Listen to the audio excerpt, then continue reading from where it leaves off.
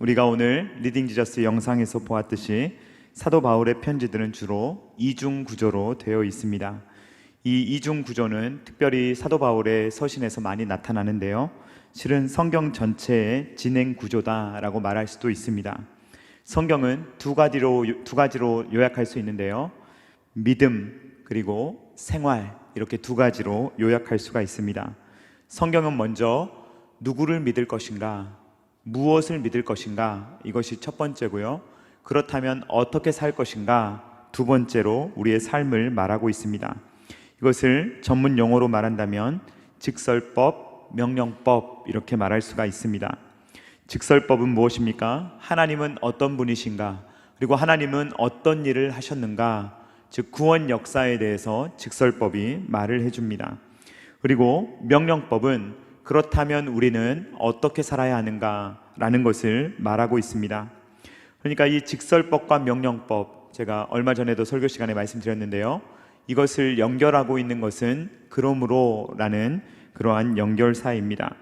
이것은 뒤바뀌지 않습니다. 우리의 삶이 먼저 나오는 것이 아니고 하나님께서 무엇을 하셨느냐가 항상 먼저입니다. 그리고 그러므로 우리는 어떻게 살아야 하는가 라는 것이 나오는 것입니다.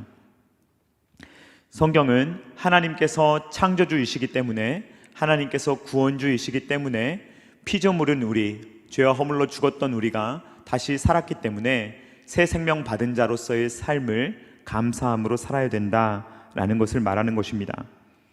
이렇게 직설법과 명령법, 그리고 믿음과 생활, 이것은 성경을 요약하는 큰 두 축입니다.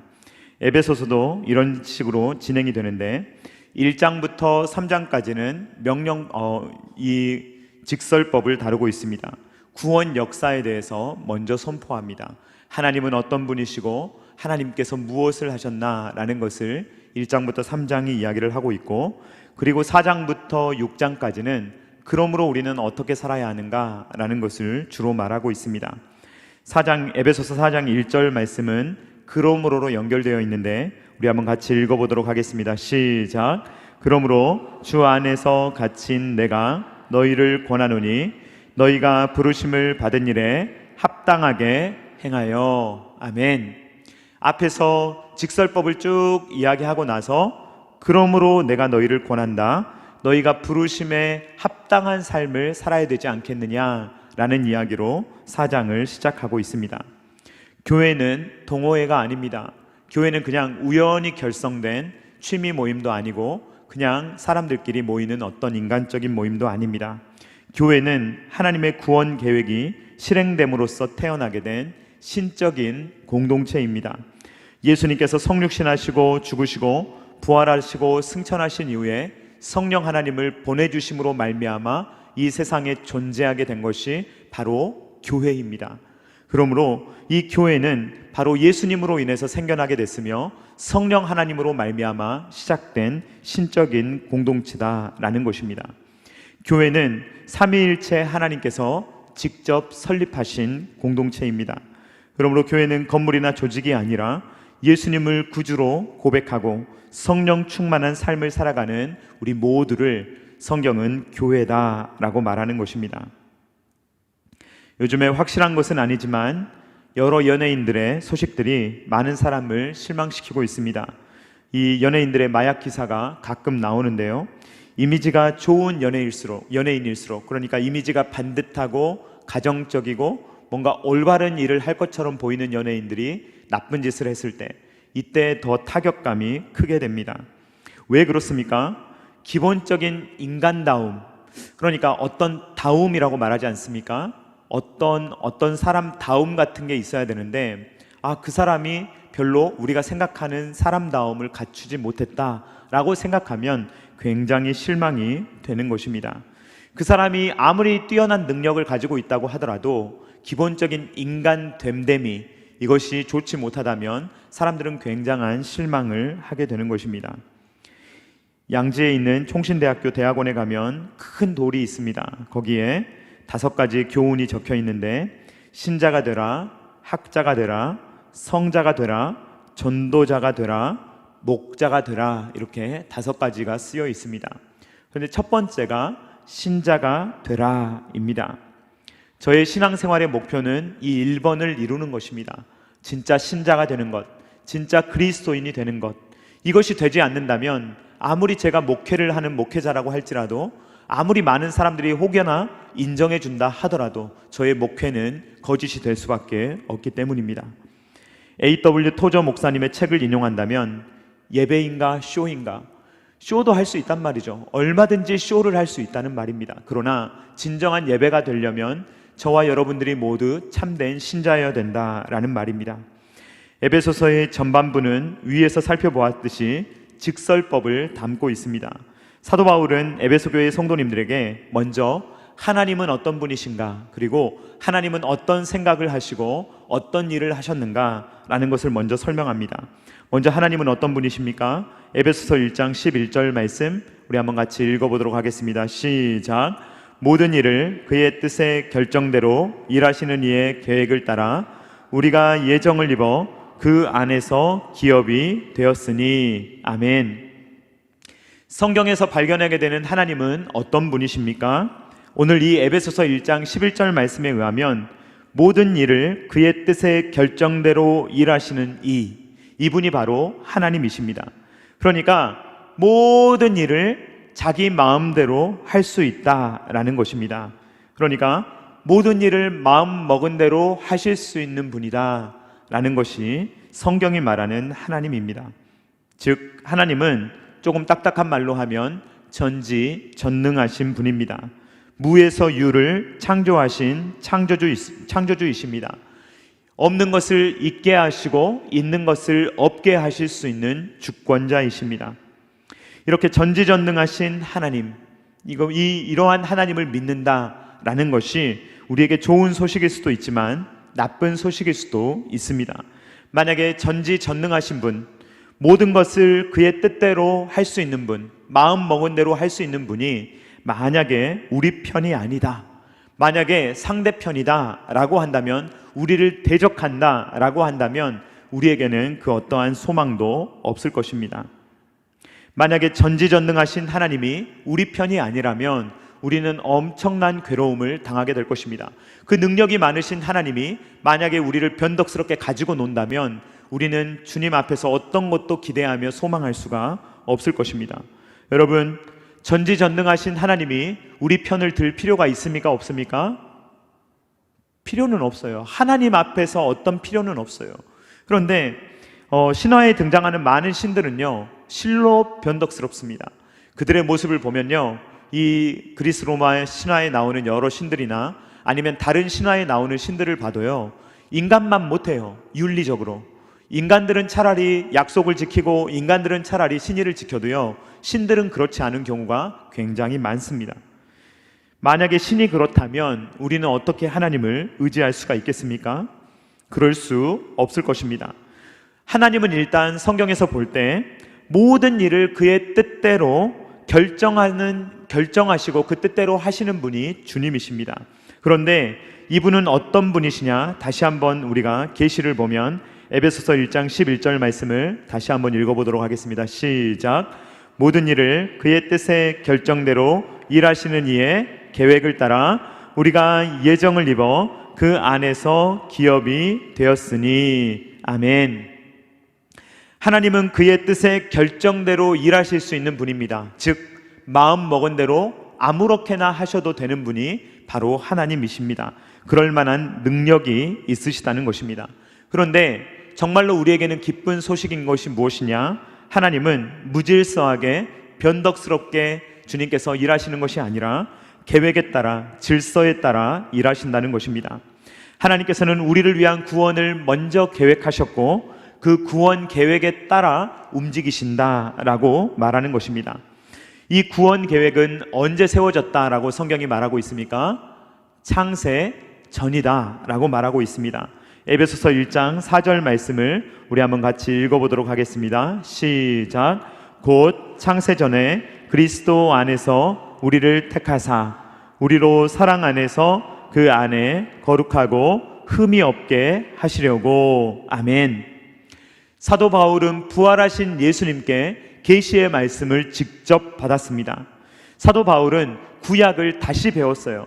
가말리엘 문화에서 배웠던 그 구약의 내용을 유대교적인 시각으로 배웠다가 부활하신 예수님이 나타나셔서 완전히 다르게 해석하는 방법을 알려주셨습니다. 그래서 사도 바울은 무엇을 깨닫게 되었느냐? 하나님의 구원은 갑자기 나타난 것이 아니라 창세 전에 이미 계획하시고 그 계획한 것을 약속의 형태로 보여주시고 그것을 이루셨구나 라는 것을 사도 바울은 깨닫게 되었다는 것입니다. 우리는요, 이걸 이해할 수 없습니다, 여러분. 그러나 성경이 그렇게 말하기 때문에 우리는 그것을 믿는 것입니다. 창세 전에 하나님께서 저와 여러분을 꼭 찍어두시고 넌 내 거야, 내가 널 반드시 구원하겠다 라고 약속하신 줄로 믿습니다. 우리가 예정론이라는 표현을 쓰는데요, 여러분, 예정론은요 하나의 이론이 아닙니다. 이것은 개인의 사사로운 의견이 아니에요. 그냥 예정론이라는 이론이 있다, 이 이론을 주장하는 학자가 있다, 이렇게 말해서는 안 됩니다. 왜냐하면 성경이 예정론을 가르치기 때문입니다. 그러니까 예정은 사실이지 예정은 어떤 이론이 아닙니다. 성경은 이 예정에 대해서 이야기를 하고 있습니다. 그런데요, 이걸 인간적인 이성과 감정과 경험으로 이해하려고 하면 절대로 이해할 수 없습니다. 계시는 우리의 생각에 수용되면 수용하고 수용이 안 되면 뱉어내는 것이 절대로 아닙니다. 우리는 계시를 붙잡아야 합니다. 그대로 수납해야 합니다. 그대로 받아야 합니다.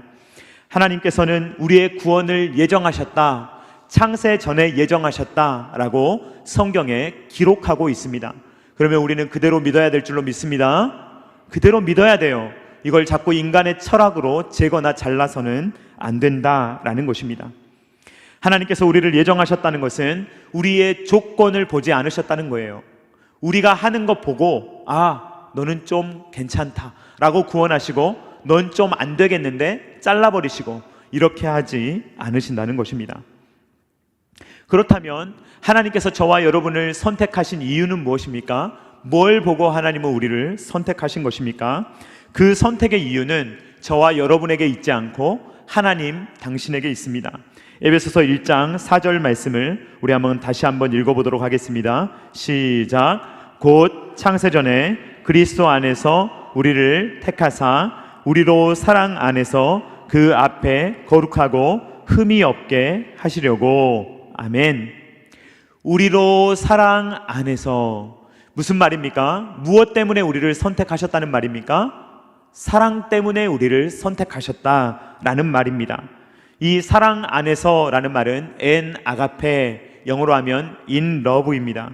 그러니까 사랑 때문에, 사랑 안에서 주님께서 창세전에 우리를 이미 사랑하시고 우리가 이 세상에 있기도 전에 주님께서는 미리 우리를 보시고 사랑하시고 우리를 선택하시고 우리를 구원하셨다라는 것입니다.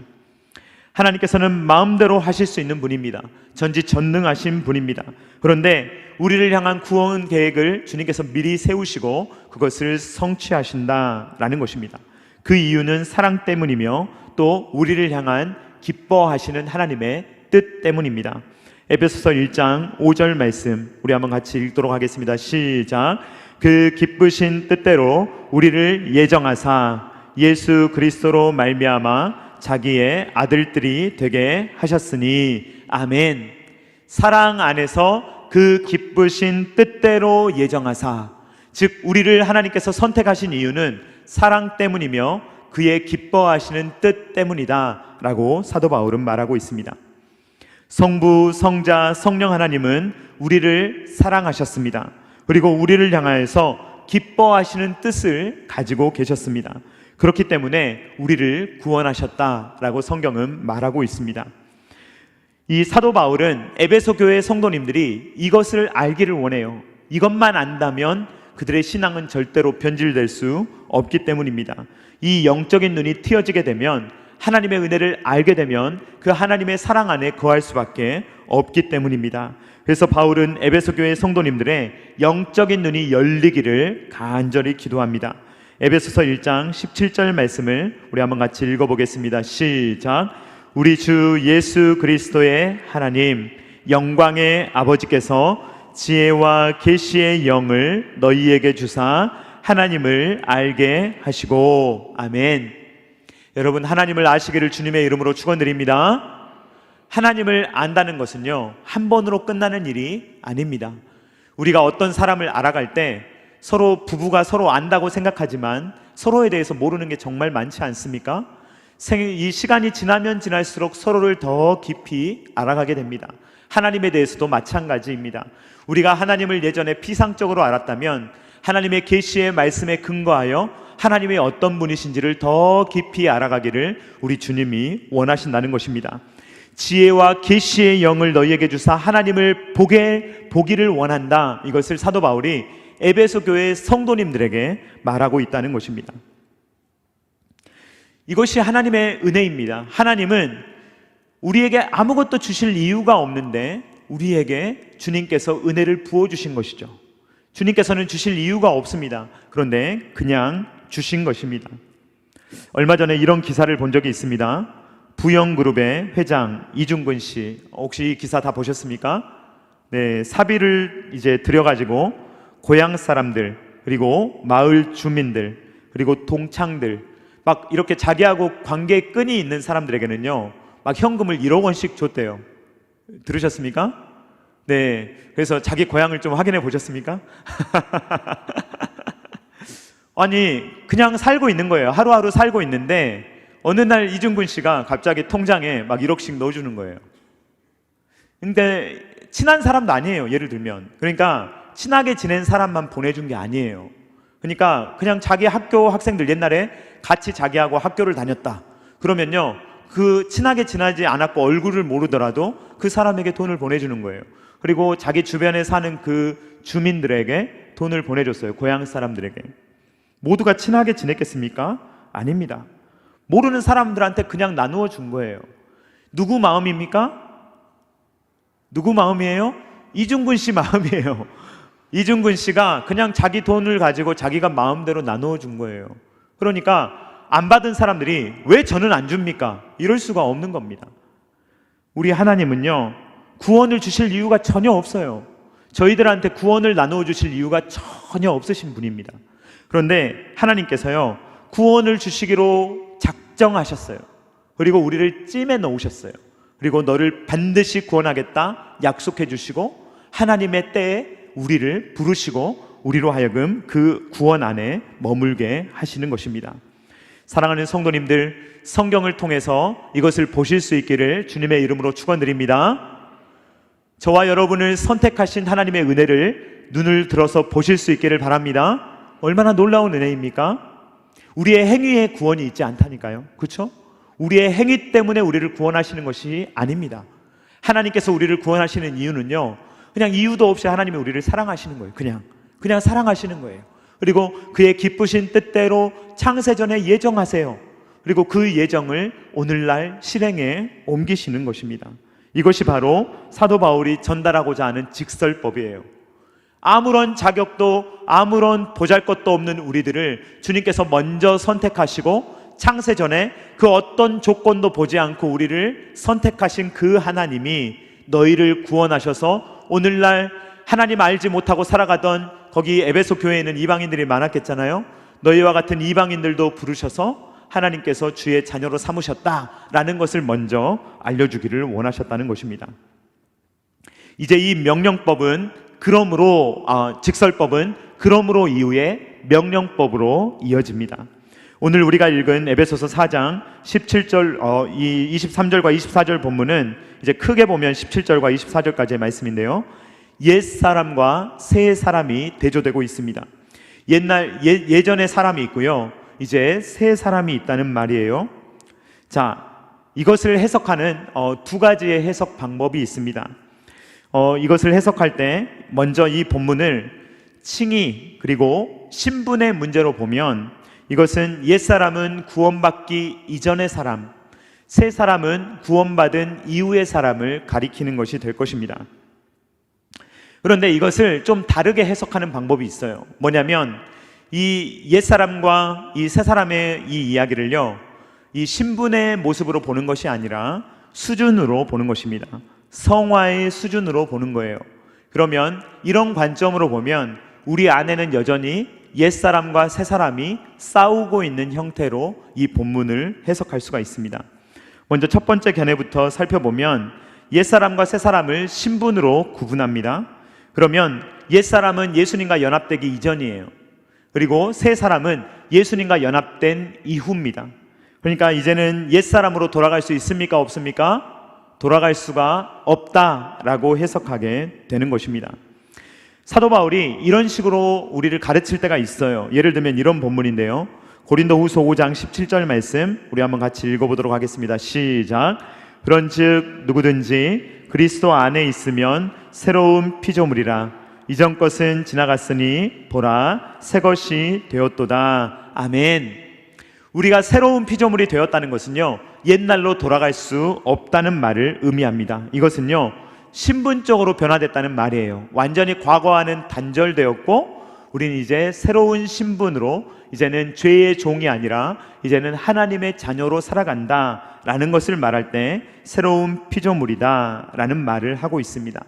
그런데 오늘 우리가 읽은 에베소서 본문은 그렇게만 해석하기는 조금 어려워요. 왜냐하면 1장부터 3장까지 직설법을 다루었습니다. 그리고 나서 그러므로 명령법을 다루고 있어요. 4장은 전반부에 속합니까? 후반부에 속합니까? 1장부터 3장 안에 있습니까? 아니면 지금 오늘 읽은 말씀은 4장부터 6장 사이에 있습니까? 후자죠. 네, 후자예요. 그러니까 사도 바울이 하려고 하는 이야기가 지금 완전히 단절된 이야기를 하려고 하고 있다고 보기 조금 어렵다는 말입니다. 그래서 어떤 학자들은 이렇게 두 번째 해석의 견해를 내놓는데 이것은 수준의 문제라는 것입니다. 그래서 이 두 번째 견해로 보면 명령법을 다루면서 이 이야기를 하고 있다는 말이죠. 그러니까 앞에서 직설법을 이야기하고 그러므로 이렇게 살아라 라고 말을 하면서 옛사람과 새사람 이야기를 하고 있다는 거예요. 그렇기 때문에 이것을 성화의 문제로 볼 수 있다라고 해석할 수 있다는 것입니다. 그러니까 이 말을 이제 좀 더 우리가 생각을 해보면요, 신분적으로는 우리가 옛사람을 벗어버린 줄로 믿습니다. 네, 벗어버렸습니다. 맞죠? 우리는 신분적으로는 옛사람을 다 벗어버렸어요. 그래서 새로운 피조물이 됐습니다. 앞으로 될 것이 아니죠? 됐죠? 네. 그런데 이 수준의 문제에 우리가 여러 가지 문제가 있을 수가 있어요. 그러니까 신분적으로는 새 사람이 됐는데 옛사람의 흔적, 습관 이런 걸 가지고 있을 수 있다는 말입니다.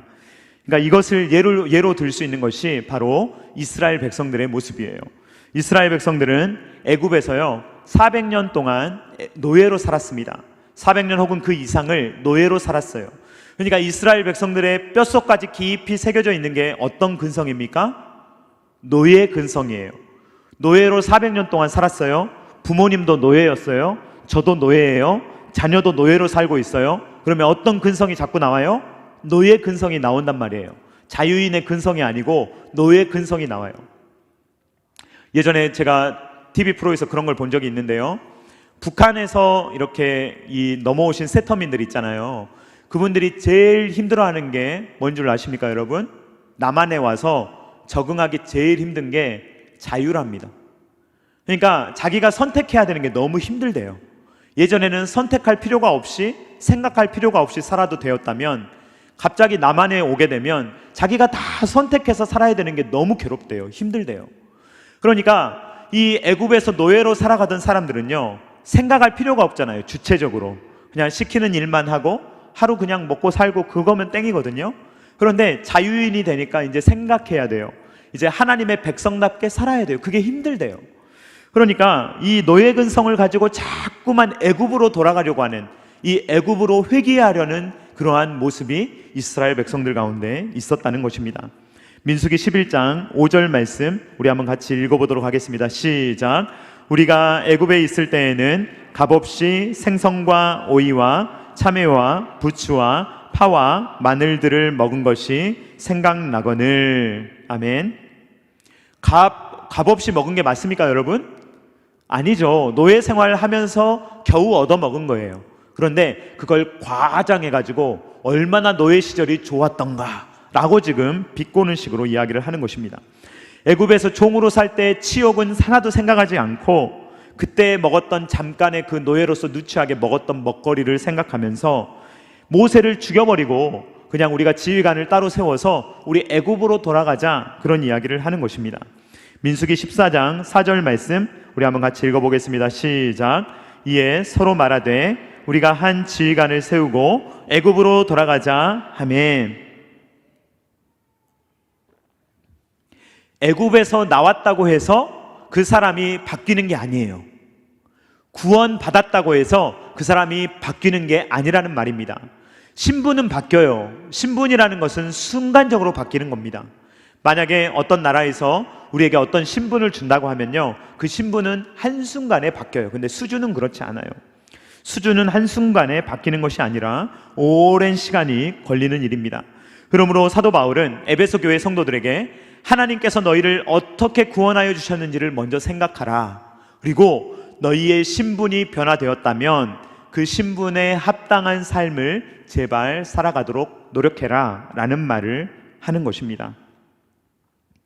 요즘에 MZ세대들이 많이 하는 말 중에 배운 사람이다 라는 표현을 쓸 때가 있습니다. 여러분 뭐 이런 표현 써보신 적 있습니까? 네, 제가 눈치를 보니까 잘 모르겠습니다. 그런데 배운 사람이다 이런 표현을요 굉장히 보면은 많이 씁니다. 그래서 뭐 어떤 예능 프로도 보면요, 어떤 음식을 막 생각지도 못한 조합으로 먹방을 하잖아요. 그러면 그걸 보면서 역시 배운 사람이야 뭐 이제 이런 식으로 많이 사용을 하더라고요. 그래가지고 이 배운 사람이다. 그런데 사랑하는 성도님들, 우리도 배운 사람들인 줄로 믿습니다. 네, 우리 옆에 분들과 한번 인사하겠습니다. 역시 배운 사람이야.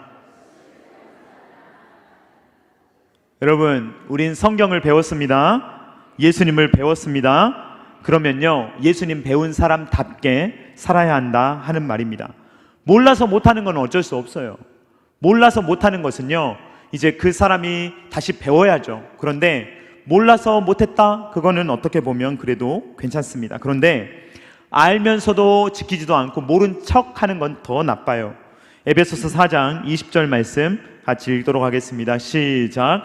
오직 너희는 그리스도를 그같이 배우지 아니하였느니라.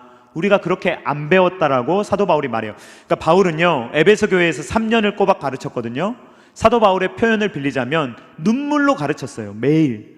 그러니까 사도 바울은 3년 동안 에베소 교회를 가르쳤고 내가 너희를 어떻게 가르쳤는데 라는 이야기를 하는 겁니다. 그러면서 너희는 그리스도를 그렇게 배우지 않았다.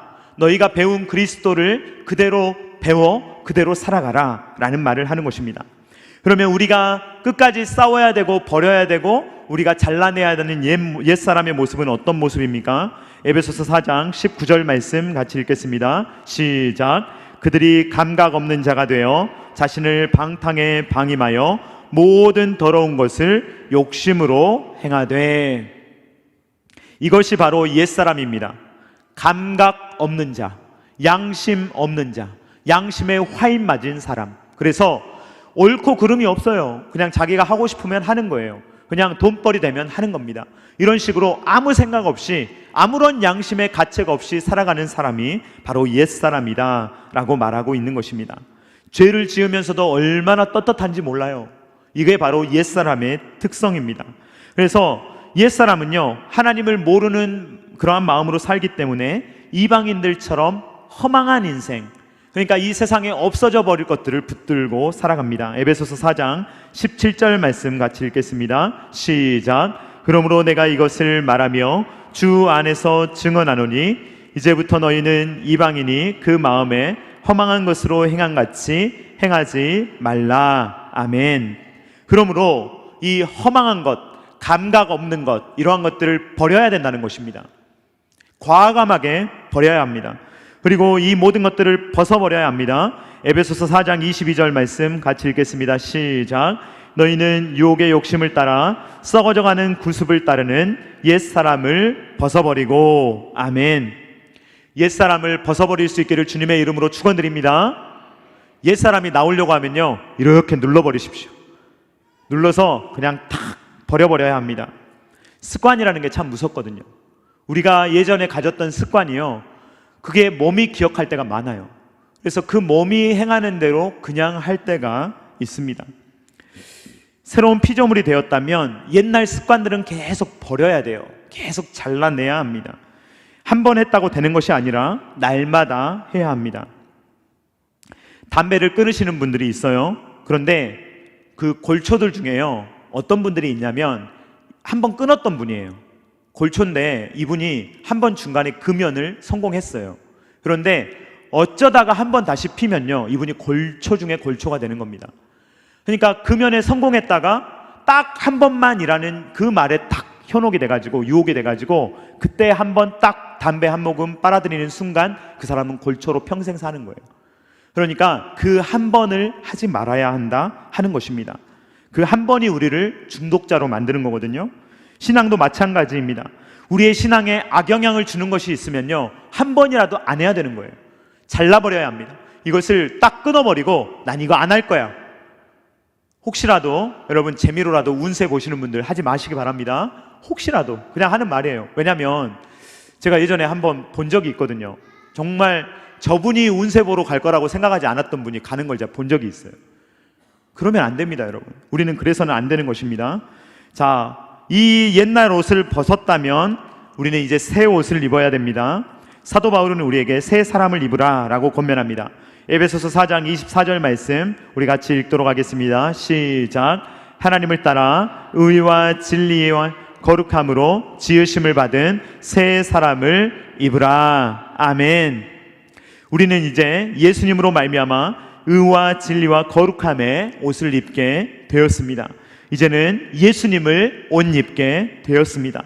우리는 새로운 피조물이 되었기 때문에 날마다 새로운 사람이 되어야 합니다. 옛사람을 벗어버리는 것, 그리고 새 사람을 입는 것, 이것은요 우리의 일생 가운데 계속 해야 된다, 계속 되어야 한다라고 말하는 것입니다. 그리스도에게까지 자라는 삶, 그것이 성화인데, 자 여러분, 우리는 완전 성화를 이룰 수 있습니까 없습니까? 완전, 이 땅에서 완전 성화를 이룰 수 있습니까 없습니까? 네, 이룰 수 없습니다. 이걸 이룰 수 있다고 가르치는 곳이 감리교예요. 웨슬리는 이런 것을 강조했어요. 그래서 이 땅에서 우리는 100% 완전해질 수 있다라는 걸 가르쳤어요. 근데 성경을 보면 우리가 그렇게 말하기가 어려워요. 우리는 주님 앞에서 거룩하게 되는 부분이 있습니다. 신분적으로는 그래요. 근데 수준은 그렇지 않아요. 우리의 수준은 100%를 달성할 수 없습니다, 이 땅에서는. 그렇다고 해서 막 포기하고 마음대로 살면 안 되겠죠. 그렇지만 우리는 포기하지 않고 우리는 더욱더 성화되기 위해서, 더욱더 거룩해지기 위해서 최선을 다해야 한다 하는 것입니다. 저는 이 구원을 늘 이민에 빗대어서 설명하곤 하는데요, 바울도 그렇게 설명을 합니다. 골로새서 1장 13절 말씀 우리 한번 같이 읽어보겠습니다. 시작. 그가 우리를 흑암의 권세에서 건져내사 그의 사랑의 아들의 나라로 옮기셨으니. 아멘. 옛사람이 살던 곳은 어디입니까? 흑암의 권세입니다. 옛사람이 살던 곳은요 흑암의 나라예요. 그런데 새 사람은 어디에서 살아갑니까? 그의 사랑의 아들의 나라에서 사는 거예요.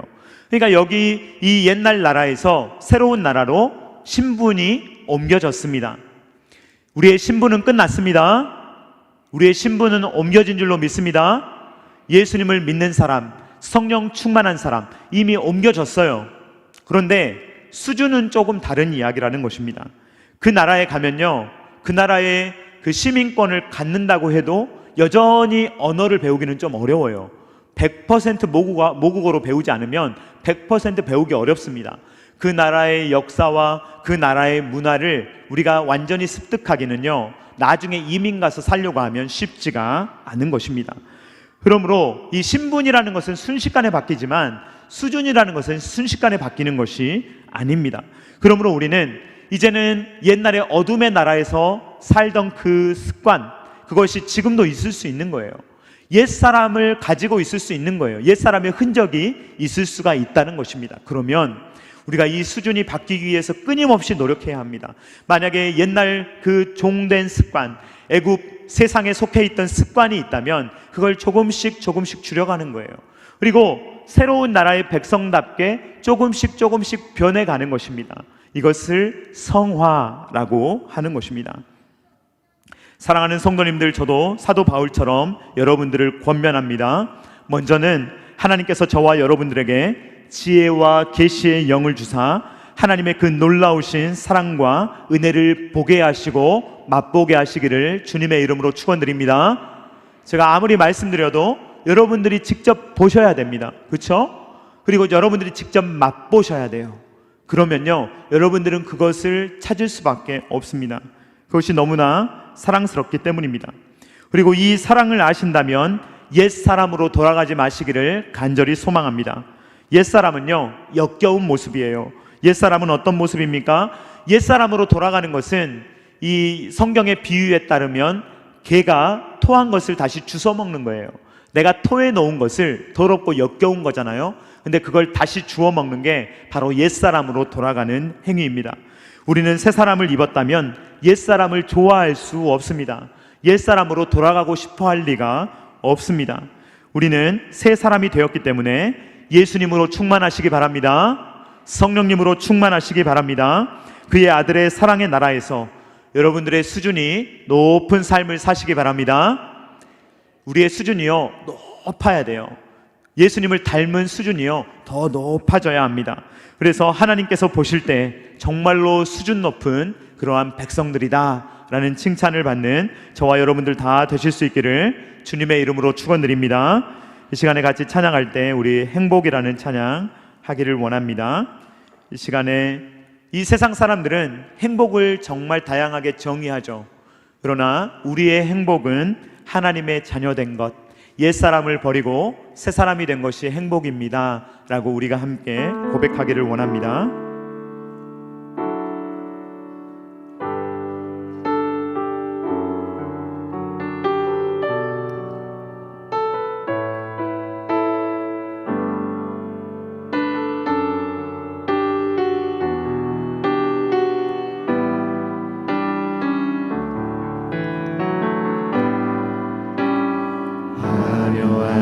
하지 않아도 정결하게 사는 삶, 가진 것이 적어도 감사하며 사는 삶, 내게 주신 작은 힘 나눠주며 사는 삶, 이것이 나의 삶의 행복이라오. 눈물 날 일 많지만 눈물 날 일 많지만 기도할 수 있는 것, 억울한 일 많으나 주를 위해 참는 것, 비록 짧은 작은 삶 주 뜻대로 사는 것, 이것이 나의 삶의 행복이라오.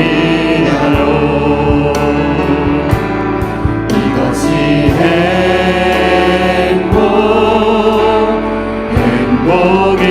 행복이라오. 세상은 알 수 없는 하나님 선물, 이것이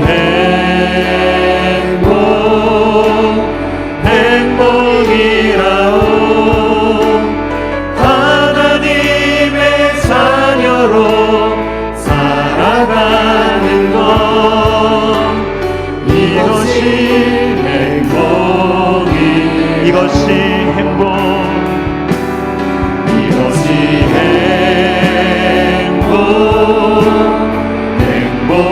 행복이라오.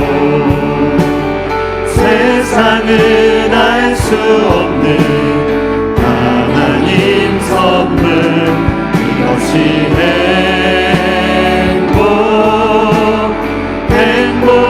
행복이라오. 하나님의 자녀로 살아가는 것, 이것이 행복이라오. 한 번 더 찬양합니다. 이것이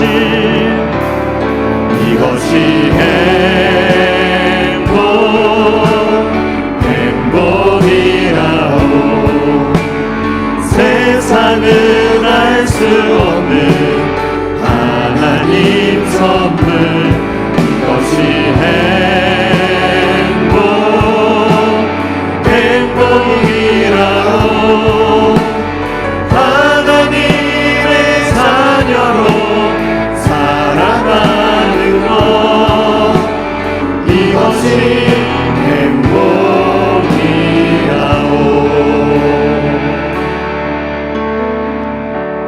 시간에 우리 잠깐 같이 조용히 기도하기를 원합니다. 이 시간에 기도할 때 여러분 혹시 옛사람이 튀어나오는데도 여러분 그대로 혹시 두시지는 않습니까? 옛사람이 나를 막 지배해 버리는데도 노예 근성으로 다시 돌아가서 죄악의 근성으로 돌아가서 옛날에 즐겼던 것을 다시 즐기고 옛날로 다시 돌아가며 구토한 것을 다시 주워 먹는 우리의 모습을 보이지는 않습니까? 여러분 이 시간에 우리가 기도할 때 주님 우리의 옛사람, 우리의 신분은 정말 주님의 자녀인데 우리의 수준은 그렇지 못할 때가 너무 많이 있습니다. 주님, 우리가 주님의 자녀라면 우리의 수준도 정말 주님의 자녀답게 살아갈 수 있도록 주님 나를 도와주시옵소서. 성령 충만하로 주님께서 함께하여 주셔서 주님 나의 성품을 바꾸시고 나의 언어를 바꾸시고 정말 나의 삶이 주님으로 말미암아 변화되는 삶을 살아갈 수 있도록 성령의 열매를 풍성하게 맺을 수 있도록 주님께서 도와달라고 이 시간에 조용히 같이 기도하도록 하겠습니다.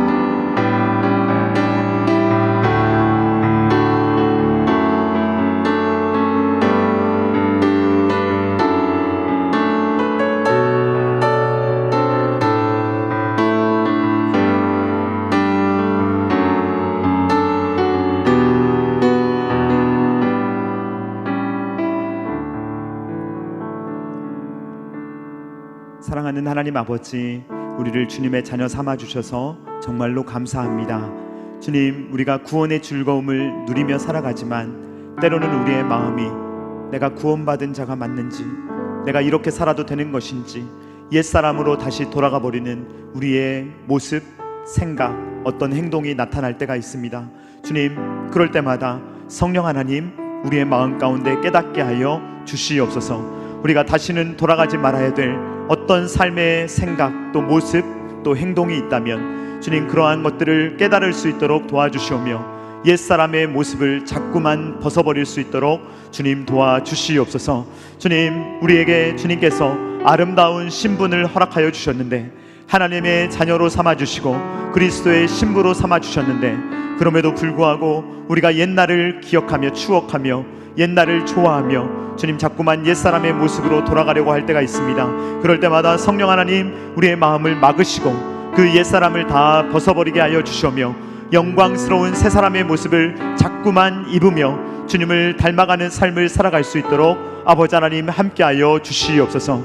주님, 무엇보다도 우리의 눈을 열어주시기를 간절히 바라고 원합니다.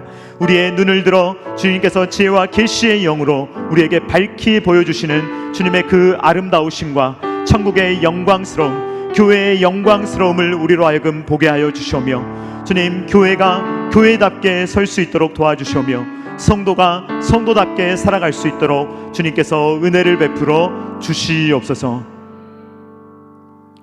이제는 우리 구주 예수 그리스도의 십자가의 무한하신 은혜와 독생자 아들을 아낌없이 내어주신 성부 하나님의 사랑하심과 성령 하나님의 감동, 감화, 역사, 교통하심이 옛사람을 벗어버리고 끊임없이 새사람을 입으며 주님이 기뻐하시는 삶을 살기로 다짐하며 결단하는 사랑하는 모든 주의 자녀들의 머리머리 위에와 각 가정과 주님께서 피로 값주고 사신 첨단 계라시교회 위에와 조국과 세계 열방 가운데 영원토록 함께 있기를 간절히 축원하옵나이다. 아멘.